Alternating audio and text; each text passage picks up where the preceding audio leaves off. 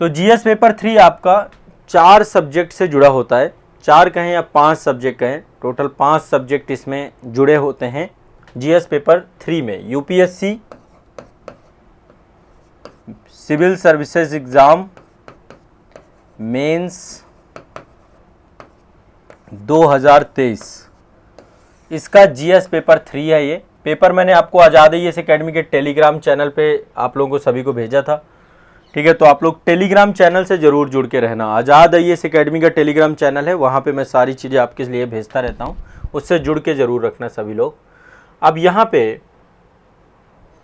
बहुत सारे प्रश्न हैं, 20 क्वेश्चन आपके आते हैं। पहले एक बार ट्रेंड एनालिसिस देख लेते हैं, और ये चीज़ आपको जानना जरूरी है कि किस सेक्शन से कितने क्वेश्चन आते हैं। सब्जेक्ट में से सबसे पहला है आपका इकोनॉमी, ठीक है। ये तो मैं आपको बता ही चुका हूं कि जो आपका 10 क्वेश्चन आते हैं वो 10 नंबर के आते हैं, और 10 क्वेश्चन आपके 15 नंबर के आते हैं। 10 प्रश्नों को 150 शब्दों में लिखना है, 10 प्रश्नों को 250 शब्दों में लिखना है, टोटल 4000 शब्दों को लिखना होता है। तो इकोनॉमी से जो इस बार टोटल प्रश्न आए हैं आपके, सबसे ज़्यादा वेटेज होता है 100 नंबर, मतलब आपके यहाँ से पूछे जाते हैं। दोनों को मिला करके देखें, 100 नंबर का इकोनॉमी है। बाकी जितने भी टॉपिक हैं, जैसे लाइक दूसरा टॉपिक है आपका science and tech, science and tech से 50 नंबर के प्रश्न आए हैं। अभी आप देख लेंगे कि कौन कौन से आए हैं, और ये आमतौर पे पैटर्न आपका आमतौर पे रहता है। इसके बाद इंटरनल सिक्योरिटी से भी 50 नंबर, ठीक है। इसके बाद इन्वायरमेंट और मैं डिजास्टर मैनेजमेंट को अलग अलग कर देता हूँ, एनवी अलग है, डीएम अलग है। वैसे आमतौर पे सभी जो है एक साथ देखते हैं। तो इन्वायरमेंट से इस बार 40 नंबर के क्वेश्चन थे, और डिजास्टर मैनेजमेंट से 10 नंबर के क्वेश्चन थे। टोटल 250 नंबर का पेपर था। देखो पिछली बार का जो मैंने, जैसे पिछली बार का काफ़ी सारे बच्चों की कॉपी मैंने देखी थी, रिजल्ट जब आया था तो रिजल्ट में काफ़ी बच्चों के नंबर बहुत अच्छे नहीं आए थे जीएस पेपर 3 में। जीएस पेपर 3 एक तो पहली बात करंट के साथ जुड़ा हुआ है। जितने भी टॉपिक हैं आप देखिए सारे करंट से जुड़े हुए हैं। इकोनॉमी आपका करंट ओरिएंटेड है, साइंस टेक भी करंट ओरिएंटेड है। अब मजे की बात यह है कि अभी देखो मैंने आपको आर्टिफिशियल इंटेलिजेंस पे एक क्लास ली थी, आंसर राइटिंग कराई थी। हमारे लिखना सीखा कार्यक्रम से जो आप लिख रहे हैं ना, इससे बहुत सारे क्वेश्चन आए हैं इस वाले पेपर में, ठीक है। वैसे जीएस पेपर 1 और जीएस पेपर 2 में भी बहुत क्वेश्चन आए हैं, बट आप यहाँ पे भी पाओगे कि हम जो आंसर लिख रहे हैं उनसे भी डायरेक्टली क्वेश्चन पूछ रहा है, ठीक है। जैसे कि भूमि सुधार, मैंने आप लोगों की आंसर राइटिंग कराई है, भूमि सुधार से क्वेश्चन आया है। कृषि से क्वेश्चन आए हैं बहुत सारे, एग्रीकल्चर को लेकर के यहाँ पे हमने कई सारे लिखे हैं। कृषि में तकनीकी को लेकर के जिस तरीके से आज बदलाव हो रहे हैं। बांधों से क्वेश्चन आया है, बांध पे आंसर राइटिंग हमने की है। कृत्रिम बुद्धिमत्ता से क्वेश्चन आया है, कृत्रिम बुद्धिमत्ता भी आप लोगों ने पढ़ा है। आतंकवाद से क्वेश्चन पूछा गया, आतंकवाद भी आपने पढ़ा है। आंतरिक सुरक्षा के विभिन्न रूपों से क्वेश्चन पूछा गया है, वो भी आपने पढ़ा है। और एक मैंने आपको पढ़ाया था कि घरेलू महिलाएं, जो कामकाजी महिलाएं होती हैं, उसको इन्होंने जोड़ करके यूपीएससी ने इस बार देखभाल अर्थव्यवस्था करके एक जो है क्वेश्चन बनाया था। वो भी लगभग क्लास में हमने मैक्सिमम, आप देखना अभी मैं आपको डिस्कस करूंगा। और एमएसएमई सेक्टर को लेकर के, सूक्ष्म लघु और मध्यम उद्योग को लेकर के जो हमने जो है डिस्कशन किए हैं, क्वेश्चंस किए हैं। क्लासरूम में तो मैंने सारे टॉपिक टच किए हैं, पढ़ाए हैं, और थोड़ा डिटेल में चीज़ों को लेकर के चला हूँ। यदि आपने पढ़ के करंट के साथ जोड़ पाए हैं तो आपको पेपर कठिन नहीं लगेगा। पेपर में ऐसा नहीं कि कोई चीज़ बिल्कुल नहीं समझ में आए, है ना। गिग इकोनॉमी अभी मैंने करंट वाली क्लास में आपको डिस्कस किया था, गिग इकोनॉमी को भी जोड़ेंगे। एक क्वेश्चन है ऐसा लग रहा है कि उसको गिग इकोनॉमी से भी जोड़ करके देखा जा सकता है। मतलब एटलीस्ट क्या होता है ना, आपको चीज़ों को जोड़ना, इंटरलिंक करना आना चाहिए। गिग वर्कर्स क्या है, गिग अर्थव्यवस्था क्या है, ये सारी चीज़ें मैंने आपको एक बार अभी डिस्कस किया था लगभग, क्योंकि राजस्थान सरकार के द्वारा गिग वर्कर्स के लिए एक अभी बिल लाया गया है ना। तो वो बिल मतलब उनके सोशल वेलफेयर से जुड़ा हुआ है, तो मैंने आप लोगों को उसको पढ़ाया था, ठीक है। तो आपको कॉन्फिडेंस बहुत आने वाला है, क्योंकि जो हम काम कर रहे हैं बिल्कुल सही दिशा में काम कर रहे हैं, और बस अब आप लोग की जिम्मेदारी है कि आप लोग प्रॉपर उससे जुड़ करके रहें, ठीक है। तो पहली बात तो ये आपका पैटर्न है। अब चलिए एक एक क्वेश्चन को देखते हैं। इसमें तथ्यात्मक जानकारी, डेटाबेस जानकारी, फैक्ट बेस्ड जानकारी आपके पास पर्याप्त होनी चाहिए। और मैं चाहता हूं कि आज के पेपर से आप सबक लीजिए, जितने लोग एग्ज़ाम अगले साल देंगे या कभी भी देंगे, कि आपको इसमें डेटा इकट्ठा करके रखना है। विदाउट डेटा यदि कोई भी बात लिखेंगे तो आपको उतने नंबर नहीं मिलेंगे। आपको न्यूमेरिक डेटा भी याद करना पड़ेगा, कि बहुत सारे डेटा होते हैं, मैं भी आपको बताऊंगा क्या क्या डेटा आपको देखने चाहिए। और आपको देखना अनिवार्य है। बिना डेटा देखे आप बहुत अच्छा जो है इस पे काम नहीं कर पाएंगे, बहुत अच्छे नंबर नहीं मिलेंगे, बहुत अच्छे मार्क्स नहीं मिलेंगे। ठीक है, इन सभी के मॉडल आंसर आने वाली जो हमारी आंसर राइटिंग की क्लास रहेगी उसमें मॉडल आंसर मैं प्रॉपर आपको फिर लिखवाऊंगा। ठीक है, उसका आप इंतजार करिएगा।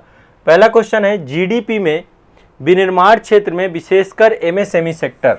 देखो यहाँ पे पहले टर्म्स आप लोगों को मैं यहाँ पे आइडेंटिफाई कराऊंगा। ठीक है, सबसे बड़ी चीज यही है कि तकनीकी जो शब्द है ना, तकनीकी शब्दावली को जब तक आप नहीं समझोगे तब तक आपको चीजें उतनी बेहतर तरीके से समझ में नहीं आएंगी। तो एक एक जितने भी टेक्निकल टर्म्स हों और उन टेक्निकल टर्म्स को एक बार आपको सभी को समझना है क्रम से। ठीक है, सभी लोग पेन कागज लेकर के तैयार रहें, सभी लोग पेन कागज ले लीजिए और प्रॉपर रेडी रहिए। ठीक है, पेन कागज सभी लोग ले लीजिए जितने भी बच्चे हैं।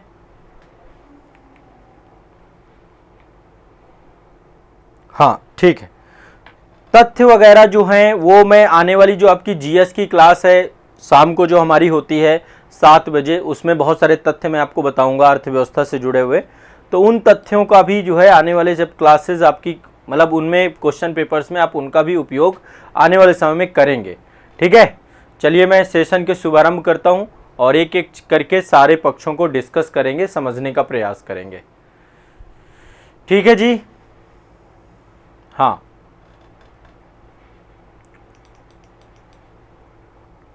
चलिए शुरू करते हैं। पहला कह रहा है जीडीपी में विनिर्माण क्षेत्र। ठीक है, मैन्युफैक्चरिंग सेक्टर की बात हो रही है यहाँ पे कि जो मैन्युफैक्चरिंग सेक्टर है, विनिर्माण क्षेत्र है, उद्योग क्षेत्र है। आपको पता है अर्थव्यवस्था के 3 प्रकार हैं, प्राथमिक क्षेत्र, द्वितीयक क्षेत्र, तृतीयक क्षेत्र। आपको पता है भारतीय अर्थव्यवस्था जो है, आपको मैंने क्लास में चीज डिस्कस की थी कि भारतीय अर्थव्यवस्था प्राथमिक क्षेत्र से सीधा हम तृतीयक क्षेत्र में पहुंच गए हैं। इससे जुड़ा हुआ इससे पहले एक प्रश्न भी यूपीएससी ने पूछा था। तो विनिर्माण क्षेत्र को हमने बहुत ज्यादा ध्यान नहीं दिया इन 75 वर्षों में, अब जाकर के सरकार विनिर्माण क्षेत्र को बहुत ज्यादा ध्यान दे रही है। तो जो हमारा मैन्युफैक्चरिंग सेक्टर है उसमें कह रहा है एमएसएमई की बढ़ी हुई हिस्सेदारी तेज आर्थिक समृद्धि के लिए आवश्यक है। इस समय सरकार की मतलब इस संबंध में सरकार की वर्तमान नीतियों पर टिप्पणी कीजिए। गवर्नमेंट के द्वारा क्या नीतियां बनाएगी? सिंपल से देखो, यहाँ पे 4 टर्म्स में आप इस पूरे आंसर को निकाल सकते हैं। पहला, मैन्युफैक्चरिंग सेक्टर, एमएसएमई की भूमिका और जो हमारी आर्थिक समृद्धि हो रही है उसमें वर्तमान में सरकारी क्या क्या नीतियां हैं, एमएसएमई सेक्टर को लेकर सरकार ने क्या क्या नीतियां की हैं। तो ये क्लास में प्रॉपर मैंने एमएसएमई सेक्टर जब आपको पढ़ाया है ना, तो उसमें बहुत सारी चीजें डिस्कस की हैं। देखिए, यदि हम वर्तमान में देखें तो जो हमारा द्वितीयक क्षेत्र है ना, उद्योग क्षेत्र है, विनिर्माण क्षेत्र है, उसका हमारी अर्थव्यवस्था में 17% का योगदान है। कितना है? 17% का योगदान है, टोटल 17% का योगदान है। ठीक है, सरकार ये चाहती है कि ये 17% बढ़ करके 25% कैसे होंगे। हमारा टारगेट ये है कि 25% पे इसको ले जाएं। क्यों? 5 ट्रिलियन इकोनॉमी यदि बनानी है तो उसके लिए हमें विनिर्माण क्षेत्र को मजबूत करना पड़ेगा। विनिर्माण क्षेत्र ही एक ऐसा क्षेत्र है जहां पे बड़े स्तर पे रोजगार उपलब्ध हो सकते हैं। एग्रीकल्चर क्षेत्र में आपको पता है प्रच्छन्न बेरोजगारी और ऐसे कई सारी समस्याओं का सामना हमें करना पड़ता है। तो जो है, और एग्रीकल्चर में मतलब लोग जो है अब धीरे धीरे हमें food processing industry, MSME sector के तहत जो है नए नए जो है स्टार्टअप और उनके माध्यम से जो है रोजगार सृजन करना होगा। एमएसएमई सेक्टर की सबसे बड़ी विशेषता क्या है? क्योंकि इसमें जो डेवलपमेंट होता है वो समावेशी विकास होता है ना। समावेशी विकास मतलब समाज के हर एक तबके को रोजगार प्राप्त कराने की क्षमता है इसमें। ठीक है, और एमएसएमई सूक्ष्म लघु और मध्यम उद्योग जो हैं, और इसके तहत सतत विकास भी होता है, वो सस्टेनेबल लंबे समय तक चलता है, धन का विकेंद्रीकरण भी होता है। इसलिए विनिर्माण क्षेत्र में एमएसएमई की सबसे बड़ी हिस्सेदारी, बढ़ी हुई हिस्सेदारी तेज आर्थिक समृद्धि के लिए आवश्यक है। सरकार के द्वारा देखो कई सारी पॉलिसीज बनाई गई हैं, जैसे लाइक मान लीजिए अभी सरकार ने कोविड के टाइम पीरियड पे आत्मनिर्भर जो योजना है बाहर है ना, इसके अलावा पोर्टल बहुत सारे बनाए हैं। चैंपियंस पोर्टल बनाया गया है। वैश्विक अर्थव्यवस्था से कैसे एमएसएमई सेक्टर को प्रोटेक्ट करना है, इसको लेकर सरकार ने बहुत सारे काम किए हैं। इनको कैसे आसानी से ऋण उपलब्ध कराए जा सके, अभी सरकार ने इनकी सीमा भी बढ़ाई है ना, लिमिट जो थी वो भी बढ़ाई है। टैक्स से छूट भी कई जगहों पे दी गई है। तो ऐसे करके कई सारे मुद्दे यहाँ पर लिखे जाएंगे। इसको डिटेल में जब मैं क्लास में आंसर राइटिंग का सेशन कराऊंगा तब मैं आपको बहुत अच्छे से बताऊंगा, ठीक है। तो ये वाला क्वेश्चन ऐसा नहीं था कि आप लिख नहीं सकते थे, यदि आपको थोड़ी भी जानकारी है चीज़ों को लेकर तो अच्छा लिख सकते थे। हाँ, थोड़ा डेटा होना चाहिए, ठीक है, कि हमारा जो विनिर्माण क्षेत्र है उसका क्या योगदान है, सरकार आने वाले समय पे क्या चाह रही है इसको लेकर के, और योजनाएं सारी आपको पता होनी चाहिए, महत्वपूर्ण, ठीक है। तो ये सब चीज़ें आपको डेटा नहीं पता होगा फैक्चुअल, इसीलिए सरकारी योजनाएं आपकी अर्थव्यवस्था में बहुत काम आती हैं। इकोनॉमी में ऐसे बहुत सारे क्वेश्चन, ठीक है, होते हैं। चलिए आगे बढ़ते हैं। नेक्स्ट यूपीएससी का जीएस पेपर 3 में डिस्कस कर रहा हूं। इसका दूसरा क्वेश्चन है, भारतीय अर्थव्यवस्था में डिजिटलीकरण। ये सबसे बड़ा इस समय आप देखिए, सबसे बड़ा मुद्दा यही है डिजिटलीकरण को। इस समय तो डिजिटल रूपी तक आ गया आपका। सरकार जो है वित्तीय समावेशन की दिशा में काम कर रही है। बैंकिंग सेक्टर को जो है लगातार इंप्रूव किया जा रहा है। डिजिटल पेमेंट्स को लेकर के यूपीआई और विभिन्न प्रकार के जो है आपके पोर्टल्स बनाए गए हैं। ई कॉमर्स इंडस्ट्री कितने बड़ी तेजी से बढ़ रही है ना। दुनिया में भारत का दूसरा स्थान है ई कॉमर्स इंडस्ट्री के अंतर्गत। लगातार इंटरनेट यूजर्स बढ़ रहे हैं। आने वाले समय पे भारत में वर्तमान में लगभग 750 मिलियन यूजर्स हैं इंटरनेट के, और इंटरनेट की दुनिया से यहीं पे आपको इसी से गिग इकोनॉमी भी जोड़ सकते हैं। भारतीय अर्थव्यवस्था में डिजिटलीकरण की स्थिति क्या है, इस संबंध में आने वाली समस्याओं का परीक्षण कीजिए और इसके लिए सुधार के लिए सुझाव दीजिए, ठीक है। तो पहले तो डिजिटलीकरण बताना है। डिजिटलीकरण में आप गिग इकोनॉमी के बारे में चर्चा करिए। गिग इकोनॉमी जैसे कि बहुत सारे प्लेटफॉर्म हैं, जैसे ओला है, उबर है, जोमेटो है, या फिर आपका स्विगी है, ऐसे करके बहुत सारे प्लेटफॉर्म, अर्बन कंपनी है, जिनमें मतलब बहुत सारे वर्कर जो है टास्क बेस्ड काम करते हैं। सब उनके साथ एक ऐसा कॉन्ट्रैक्ट साइन होता है और उसमें जो टास्क पूरे करने के बाद उनकी पेमेंट्स होती है, गिग वर्कर्स, है ना। तो गिग इकोनॉमी, गिग वर्कर्स, ये भी आपका डिजिटलाइजेशन से जुड़ा हुआ है क्योंकि डिजिटल प्लेटफॉर्म पे वर्क हो रहा है, ठीक है। डिजिटल पेमेंट्स, आपका वित्तीय समावेशन, ई कॉमर्स, ऐसे करके कई सारे मुद्दों को लेकर के डिजिटलीकरण को आप समझाएंगे। उसकी प्रॉब्लम्स अभी क्या है, सुधार के लिए सुझाव क्या है, ठीक है। तो ये एक टॉपिक है प्रॉपर, इसको लेकर मैं आंसर राइटिंग आपकी आने वाले समय में करवाऊंगा। अगला क्वेश्चन कह रहा है, कृषि उत्पादों के उत्पादन के लिए विपणन में ई तकनीकी किसानों को किस प्रकार से मदद कर सकती है। क्लास में मैंने बहुत डिटेल में आपको बताया था कि कैसे एग्रीकल्चर के क्षेत्र में तकनीकी का उपयोग करके हम किसानों की मदद कर सकते हैं। तो उसमें विपणन को लेकर आपको पता है कि अब तो ई नाम और ऐसे करके बहुत सारी सरकार के द्वारा पहले की गई हैं। तो किसानों के लिए ई तकनीकी का प्रयोग कैसे मदद करेगा, ये क्वेश्चन भी कोई बहुत नया नहीं है। आप इसको मतलब ये क्वेश्चन और ये टॉपिक कई बार डिस्कस हो चुका है क्लास में भी, आंसर राइटिंग वाले सेशन में भी मैंने आपको किया है, इकोनॉमी की क्लास में भी ये टॉपिक पूरा पढ़ाया है, ठीक है। ध्यान रखिएगा इस बात को। तो ये टॉपिक भी आपका हो सकता है, बहुत सिंपल सा है, किया जा सकता है इसको। लेकिन अब मुद्दा वही है, जिन्होंने नहीं पढ़ा, कभी आंसर राइटिंग नहीं की, तो एग्जाम हॉल पे आसान नहीं लगेगा आप लोगों को। लिखना एक बड़ी जटिल प्रक्रिया है। जब मैं आंसर राइटिंग कराता हूँ बहुतों के पसीने छूट जाते हैं। पहली बात तो लिखना ही नहीं चाहते, उनको लगता है मैं एग्जाम वाले दिन में सबसे पहली बार जाके लिखूंगा। नहीं लिखोगे तो कोई भी चीज़ आपको, और एक चीज़ ध्यान रखिएगा, एक छोटी सी बात आपको बता रहा हूँ, लिखने की कला प्रश्न को समझने से स्टार्ट होती है। जो प्रश्न को जितनी जल्दी और अच्छे से समझ लेगा वही बेहतर लिख सकता है, उसी को नंबर ज़्यादा आएंगे। हो सकता है आपको लिखना अच्छा आता हो लेकिन प्रश्न के मांग के अनुरूप नहीं लिखेंगे, आपको कोई नंबर नहीं मिलेंगे। तो हमें प्रश्न समझना आना चाहिए। अगला देखो, भूमि सुधार को लेकर के मैंने इतिहास में भी पढ़ाया, अर्थव्यवस्था में भी पढ़ाया है, ठीक है। लेकिन यहाँ पे और राज्य व्यवस्था में भी पढ़ते हो आप लोग, ठीक है। आर्थिक मापदंडों के अंतर्गत आपको बताना है, पहले तो बताना है भूमि सुधार के उद्देश्य क्या है। खूब डिस्कशन हुआ है, आंसर राइटिंग में भी ये टॉपिक हमने क्लियर किया है, वहां पे खूब चर्चा हुई है कि नहीं हुई है, ठीक है। खूब चर्चा हुई है इस चीज को लेकर, भूमि सुधार को लेकर के।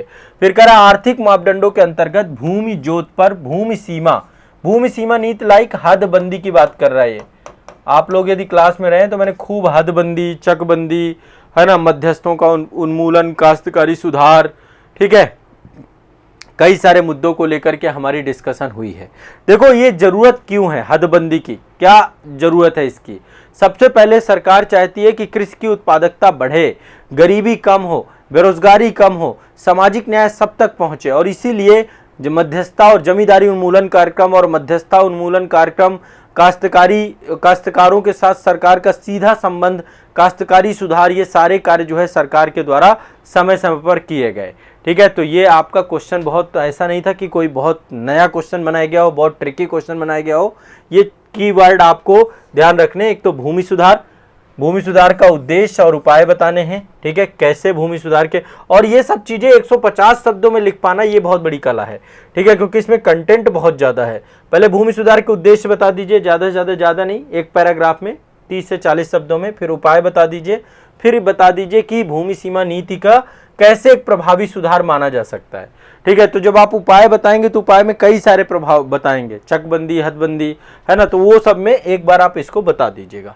नेक्स्ट आगे चलते हैं, कृत्रिम बुद्धि, इसको आर्टिफिशियल इंटेलिजेंस, आप लोगों में से अभी भी सर्च करोगे तो अभी क्लास जस्ट करवाई थी मैंने, है ना, कृत्रिम बुद्धिमत्ता को लेकर के क्लास हमारी आंसर राइटिंग वाले सेशन में हुई थी, और उसमें मैंने बताया था कि जो कृत्रिम बुद्धिमत्ता वर्सेस नैतिकता, है ना, इस तरीके से जोड़ करके आंसर राइटिंग किया था।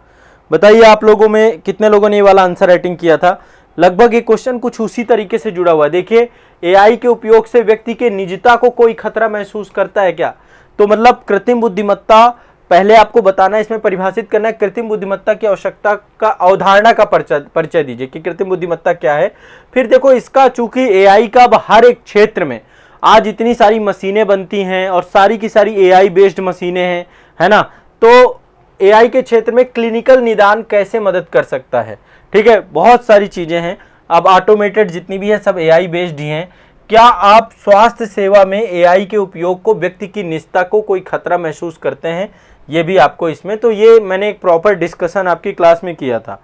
जिन्होंने भी, हाँ, प्रीति सिंह जी ने आंसर राइटिंग की थी इस पे, ईसा जी ने की थी, पूजा जी ने की थी, सुनीता सागर, आप लोगों ने इस पे आंसर राइटिंग की होगी और ये क्वेश्चन आपका निकल आएगा उससे ही। ठीक है, बाकी इस पे आंसर राइटिंग फिर से एक बार अगेन करेंगे और वहां पे डिस्कशन करेंगे। आगे कहते हैं, उन विभिन्न तरीकों पर चर्चा कीजिए जिसमें सूक्ष्म जीवी इस समय हो रहे ईंधन की कमी से पार पाने में मदद कर सकते हैं।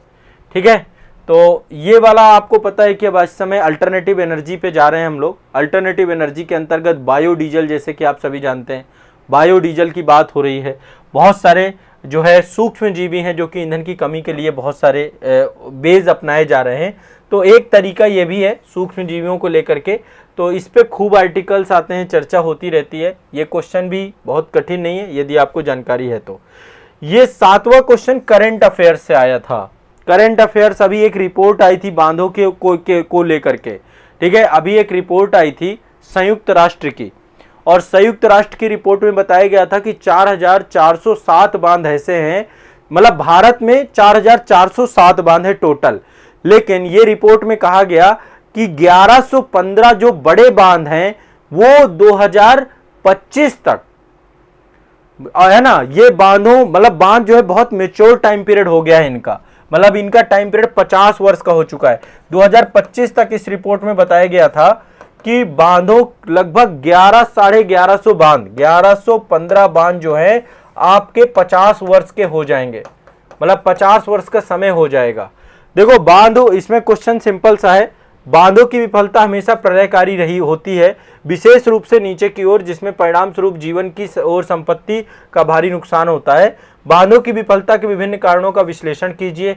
बड़े बांधों की विफलताओं के 2 उदाहरण दीजिए। तो बांधों को लेकर लगातार कई सारी घटनाएं हुई हैं। गुजरात में तो हजारों लोग मर गए हैं, गुजरात में घटना हुई, राजस्थान में घटना हुई, बहुत सारी घटना हुई हैं। तो देखा जाए तो भारत जो है चीन और अमेरिका के बाद तीसरे नंबर पे सबसे ज्यादा बांध भारत में है। लेकिन एक रिपोर्ट अभी आई थी जिस रिपोर्ट में बताया गया कि बहुत सारे बांध पुराने हो रहे हैं और पुराने होने के कारण से उनसे खतरा बढ़ रहा है, बांध टूटने के मामले बढ़ते जा रहे हैं। इसलिए बांधों की मरम्मत और रख रखाव को लगातार बेहतर कराना पड़ेगा। जलाशयों में मिट्टी बहुत ज्यादा भर जाती है जिससे जल स्तर बहुत तेजी से बढ़ जाता है, उन सब पे काम करने की बात है यहाँ पे। ठीक है, तो एक प्रॉपर एक रिपोर्ट थी, उसी रिपोर्ट के अंतर्गत आप जो है इस पूरे प्रश्न को निकाल के देख सकते थे। ठीक है, बहुत कठिन नहीं था ये, सिंपली इसको निकाला जा सकता है, बट ये कि एटलीस्ट आपको पता होना चाहिए। और उदाहरण के तौर पे आप यदि करंट अफेयर से रूबरू हैं, करंट अफेयर देख रहे हैं, तो निश्चित तौर पे आप पाएंगे कि बहुत सारे बांध जो है अभी क्षतिग्रस्त हुए थे। गुजरात में एक बांध टूटने से 2000 लोगों की मौत हुई थी अभी हाल ही में। ठीक है, महाराष्ट्र में भी रत्नागिरी में जो है एक बांध टूट गया था इसी बार 2 जुलाई को, 18 लोगों की मौत हो गई थी। राजस्थान में 2018 में झुंझुनू जिले में एक बांध टूट गया था, ठीक है। बिहार के भागलपुर में नवेला बांध टूट गया था। तो कई सारे बांध जो है टूटते रहते हैं, ठीक है। और इसी कारण से बांधों को लेकर के सरकार को इस समस्या के समाधान को लेकर काम करना होगा कि जो पुराने बांध हैं उनकी मरम्मत करें। बहुत सारे बांध ऐसे हैं जो 100-100 साल पुराने भी हो चुके हैं, ठीक है। तो इसलिए बांधों की मरम्मत को लेकर काम करने को लेकर एक क्वेश्चन है। अगला क्वेश्चन तेल प्रदूषण को लेकर के है। ये भी काफी पुराना क्वेश्चन ही कहेंगे, है ना। समुद्री परिस्थितिकी के लिए बहुत खतरा होता है आपका। समुद्री परिस्थितिकी तंत्र पर इसके प्रभाव क्या हैं? भारत जैसे देश के लिए किस तरीके से तेल प्रदूषण एक विशेष रूप से हानिकारक हो सकता है? तो इतनी बड़ी तट रेखा है और निश्चित तौर पे जो है हमारी तट रेखा और समुद्री परिस्थितिकी तंत्र को ये क्या करेगा? पूरी तरीके से प्रभावित करेगा। तो तेल प्रदूषण आप देखते हैं ना, इतने बड़े बड़े जहाज जाते हैं और जहाज़ों से तेल का रिसाव होता है। कई बार जो है घटनाएं हो चुकी हैं कि पूरे के पूरे जो क्रूड ऑयल हम जो है इंपोर्ट करते हैं तो उसमें भी कई बार हुआ है कि पूरा का पूरा रिसाव के कारण से भी और क्रूड ऑयल के फैल जाने के कारण से भी पारिस्थितिकी तंत्र पूरा उस क्षेत्र में जितने भी जलीय जीव होते हैं या जलीय जो पारिस्थितिकी तंत्र होता है पूरा प्रभावित होता है, डैमेज होता है उस क्षेत्र का। तो इस सब को लेकर के भी आप लिख सकते हैं। हाँ, एक कृत्रिम आपदा के तौर पे देख सकते हैं, ठीक है। नेक्स्ट है ये आपका, देखो ये क्वेश्चंस भी मैं आपको बताता जाता हूं। पहला क्वेश्चन इकोनॉमी से जुड़ा हुआ था, दूसरा क्वेश्चन भी आपका इकोनॉमी से जुड़ा हुआ था, तीसरा क्वेश्चन भी एग्रीकल्चर का है तो इकोनॉमी से जुड़ा था, भूमि सुधार वाला भी इकोनॉमी से जोड़कर देखेंगे। कृत्रिम बुद्धिमत्ता साइंस एंड टेक से पूछा गया है।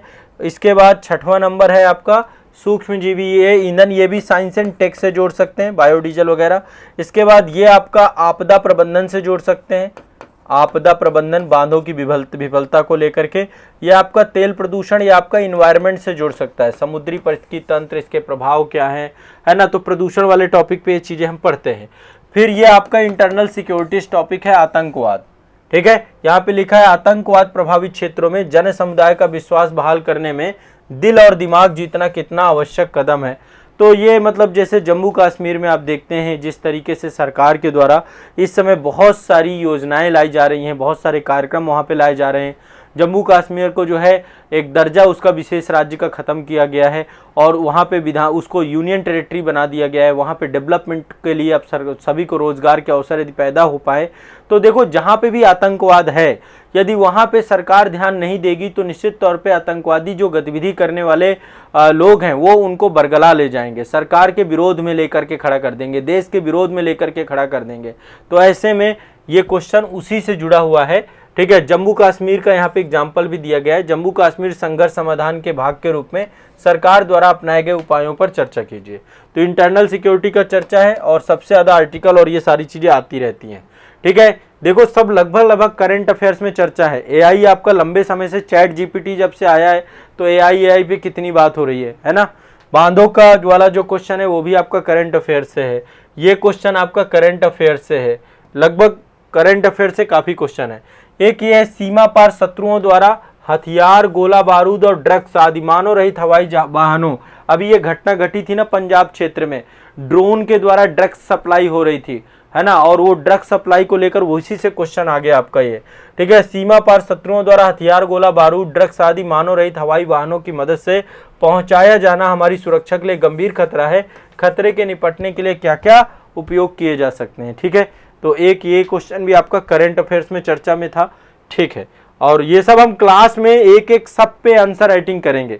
ये आपका इंटरनल सिक्योरिटी का क्वेश्चन है, ठीक है। इसमें आप निपटने के लिए बहुत सारी जो है चीज़ें कर सकते हैं, जैसे लाइक सबसे पहले तो रडार ऐसे हम वहाँ पर करें जो इस पे ये आपके आए उन पे प्रॉपर निगरानी रखी जाए और इस तरीके की कोई भी गतिविधि होती है तो उसको उस ड्रोन को यूएवी को वहीं पर हवा में ही उसको जो है नष्ट करने की क्षमता, तो इसको लेकर कई सारे पक्ष जो है आप सीमा प्रबंधन के अंतर्गत डाल सकते हैं। नेक्स्ट अगला है, देखो ये क्वेश्चन आपका इकोनॉमी का है। देखो 10 क्वेश्चन तो 10 नंबर के हो गए। अब ये सारे के सारे 250 शब्दों में लिखना है। एक तो बेरोजगारी कह रहा है भारत में सबसे ज्यादा बेरोजगारी की प्रकृति संरचनात्मक होती है। संरचनात्मक मतलब ऐसी बेरोजगारी जो लगभग परमानेंट की तरह है, ठीक है। परमानेंट बेरोजगारी, परमानेंट बेरोजगारी समझ रहे हैं ना। परमानेंट लाइक आप देखिए हमारे देश में समस्या क्या है, हमारे देश की सबसे बड़ी समस्या है कि हमारे यहाँ पे लोग पढ़ के डिग्री धारक तो बन रहे हैं, जैसे लाइक मान लीजिए बीटेक करके बच्चे बैठे हुए हैं, रोजगार ही नहीं मिल रहा है ना। मतलब कि कुशल श्रम है ऐसा नहीं है, अकुशल श्रम तो है ही है, लेकिन कुशल श्रम की उपलब्धता भी है, लेकिन उस कुशल श्रम को रोजगार नहीं मिल पा रहा। तो कैसी बेरोजगारी है? संरचनात्मक बेरोजगारी से कहते हैं, संरचनात्मक बेरोजगारी देखने को हम पाते हैं। भारत जैसे देश में इस तरीके की स्थिति हमें मिलती है। ठीक है, तो ये क्वेश्चन जो है आप उसी से जोड़ करके लिख सकते हैं। भारत में बेरोजगारी की गणना के लिए अपनाई गई पद्धति का परीक्षण कीजिए और सुधार के सुझाव दीजिए। ठीक है, तो बेरोजगारी को लेकर के जो है आपको पता है कि कई जो है तरीके हैं, और सबसे पहली चीज़ ये है कि बेरोजगारी को परिभाषित करना अपने आप में सबसे ज़्यादा महत्वपूर्ण काम होता है। देखिए, बेरोजगार वो व्यक्ति है जिसको जॉब चाहिए। सबसे पहली बात ये है, आपको जॉब चाहिए तब आप बेरोजगार माने जाएंगे। मान लीजिए आप कोई काम नहीं करते, अभी आप लोग पढ़ रहे हैं, अभी आप स्टडी में हैं, अभी आपको जॉब नहीं चाहिए, तो आपको बेरोजगार की श्रेणी में नहीं रखा जाएगा। ठीक है, तो बेरोजगारी प्रॉपर एक चैप्टर था जिसको डिटेल में आप लोगों को करवाया गया है, पढ़ाया गया है। ठीक है, तो बेरोजगारी में ये उसकी प्रकृति, संरचनात्मक प्रकृति भी पढ़ाया था। इसके अलावा भी कई प्रकार होते हैं बेरोजगारी के, जैसे चक्रीय बेरोजगारी आपका है ना, मौसमी बेरोजगारी, प्रच्छन्न बेरोजगारी, ये सारे टॉपिक इकोनॉमी में बेरोजगारी वाला चैप्टर है, वहां से आए हैं। अगला क्वेश्चन है देखभाल अर्थव्यवस्था और मुद्रीकृत अर्थव्यवस्था, इन दोनों के बीच में अंतर कीजिए और महिला सशक्तिकरण के द्वारा देखभाल अर्थव्यवस्था को मुद्रीकृत अर्थव्यवस्था में कैसे लाया जा सकता है। आपको पता है देखभाल अर्थव्यवस्था के बारे में आप सभी जानते हैं, आप लोग आमतौर पे घर पे इस अर्थव्यवस्था को सबसे ज़्यादा उपयोग में लाते होंगे। घर पे आपको पता है कि बहुत सारे, जैसे घर में आपकी माता पिता हैं, है ना, आपकी माँ रात दिन काम करती है, रात दिन काम करती है, घर में खाना बनाने से लेकर के कपड़े धुलने से लेकर कितने सारे काम करती है, लेकिन उनको कोई भुगतान नहीं मिलता है, अवैतनिक श्रम होता है वो, उसके लिए कोई पैसे नहीं, क्योंकि घर का काम है। अभी वही काम बाहर करने लग जाए तो क्या हो जाएगा, कुछ पैसे मिलने लग जाएंगे, समझिएगा बात आप। ठीक है, तो जो है देखभाल जो कार्य होता है, देखभाल जो आपकी अर्थव्यवस्था है, जो घरों में काम करने वाली महिलाएं हैं, कामकाजी महिलाएं, जैसे बच्चे को खाना खिलाना, यदि दूसरा कोई आके खिलाएगा जिसको आप हायर करोगे, उसको तो आप सैलरी दोगे। ठीक है, कोई आपका साथी बीमार हो गया, मान लीजिए आप घर पे आप जहाँ रह रहे हैं, आपके रूम में आपका कोई मित्र बीमार हो गया, अब उसको आप देखभाल करेंगे। यदि वो अस्पताल में पड़ा होगा तो डॉक्टर देखभाल करेगा या कोई नर्स देखभाल करेगी, वो तो पैसा लेगी, ये मौद्रिक इकोनॉमी हो गई। लेकिन आपका मित्र है, मित्रता निभा रहे हैं आप, तो क्या होगा, देखभाल इकोनॉमी हो गई, है ना। तो देखभाल का मतलब है ऐसी, जैसे आप जो है बहुत सारी गतिविधियां हम ऐसी करते हैं जिसमें हम जो है केयरिंग नेचर की होती हैं, तो यही क्वेश्चन है, इसको बोलते हैं केयर इकोनॉमी। ठीक है, इसमें बहुत बड़ी समस्या। मुद्रीकृत अर्थव्यवस्था का मतलब है कोई भी ऐसा कार्य जिसमें वस्तु विनिमय हो या पैसे का लेन देन हो, तो वो आपका जो है कैसा हो जाता है, वो आपका पूरी तरीके से विनिमय से जुड़ा हुआ हो जाता है। ठीक है, ये आपको ध्यान में रखना है सभी को। स्पष्ट है देखभाल इकोनॉमी का मतलब क्या है। अभी इसमें इतना ज़्यादा कंफ्यूज नहीं होना, डरने की जरूरत नहीं है कि आप अचानक से इसमें डर गए, इतना बड़ा क्वेश्चन नहीं है ये। सिंपली आप इसको, और ये चीज़ें हम कई बार डिस्कस भी कर चुके हैं कि घरों में जो है महिलाओं की स्थिति क्या है, महिला सशक्तिकरण के द्वारा क्या कर सकते हैं। महिला सशक्तिकरण में आर्थिक सशक्तिकरण भी जुड़ा हुआ है, महिलाओं का आर्थिक सशक्तिकरण जुड़ा हुआ है ना। तो निश्चित तौर पे देखभाल अर्थव्यवस्था को मुद्रीकृत अर्थव्यवस्था में लाया जा सकता है। ये क्वेश्चन यूपीएससी ने इस तरीके से पूछा है, यूपीएससी ने किसी चीज को नहीं छोड़ा है। इसके बाद देखो ये वाला भी क्वेश्चन है, फसल क्रॉप पैटर्न से क्वेश्चन पूछा गया, फसल प्रारूप से। ठीक है, फसल प्रारूप से क्वेश्चन पूछा गया, क्रॉपिंग पैटर्न से। तो खपत पैटर्न और विपणन दशाओं में परिवर्तन के संदर्भ में भारत में फसल प्रारूप में हो रहे परिवर्तनों की व्याख्या करिए। तो ये भी आपका एग्रीकल्चर से क्वेश्चन है, इकोनॉमी से आएगा। ठीक है, ये भी इकोनॉमी से क्वेश्चन आएगा। ये सब आंसर राइटिंग में मैं आपको क्रम से करवाऊंगा, बिल्कुल टेंशन मत लीजिएगा। एक क्वेश्चन आपका ये सब्सिडी से आया हुआ है। ठीक है, कृषि क्षेत्र में प्रदान की जाने वाली प्रत्यक्ष और अप्रत्यक्ष सब्सिडी क्या है। WTO के संबंध में उठाए गए कृषि सब्सिडी से संबंधित मुद्दों को चर्चा कीजिए। कई बार पूछा जा चुका है ये, ग्रीन बॉक्स, समबर बॉक्स, ये कई बार, ये मतलब सबसे ज्यादा बर्निंग टॉपिक रहता है हमेशा WTO का। ठीक है, तो ये क्वेश्चन भी आपका जो है डिस्कस हुआ है। WTO जब भी पढ़ते हैं तो आप जो है एग्रीकल्चर की सब्सिडियों को लेकर के चर्चा करते हैं, और भारत जो है कई मायनों में अभी WTO की इन सब्सिडियों का समर्थन नहीं करता है। ठीक है, नीतियों को समर्थन नहीं करता। एक देखो इलेक्ट्रिक व्हीकल से क्वेश्चन आया है कि इलेक्ट्रिक वाहन दुनिया भर में तेजी से बढ़ रहे हैं, कार्बन उत्सर्जन को कम करने में इलेक्ट्रिक वाहन कैसे योगदान करते हैं, पारंपरिक दहन इंजन वाहनों की तुलना में प्रमुख लाभ क्या प्रदान किए जा सकते हैं, मतलब कि कैसे ये आपके इको फ्रेंडली होंगे, कैसे इन्वायरमेंट को। तो ये क्वेश्चन भी आपका डिस्कशन वाला है, खूब चर्चा होती रहती है इस क्वेश्चन की। चंद्रयान 3 मिशन से आ गया है। चंद्रयान 3 मिशन का मुख्य कार्य क्या है, किस लिए भेजा गया है, इससे पहले मिशन के हासिल नहीं किया जा सका, मतलब ऐसे कौन से काम है जिसे अभी हासिल नहीं किया जा सका। तो वही सॉफ्ट लैंडिंग और वहां पे लैंडर को पहुंचाने के बाद फिर उसमें रोवर को जो है, रोवर के माध्यम से बहुत सारे अनुसंधान काम करना है ना, और चंद्रमा की धरती पर जो है फ्यूचर में मानव युक्त जो हमारे मिशन होंगे उनमें काम करना। तो इन सभी को लेकर के आप इसे डिस्कस कर सकते हैं।